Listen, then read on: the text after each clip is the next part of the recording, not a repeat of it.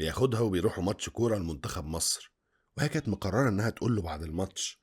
وللأسف المنتخب بيكسب. للأسف. ليه للأسف؟ لأن شريف جصابة بياخد مراته وبيحتفل معاها وسط الناس، واحد فرحان إن منتخب بلده كسب. ولكن الأمور مش بتمشي على خير. شريف بيبص جنبه ومش بيلاقي صبا. صبا تعرضت لتحرش جماعي من المشجعين.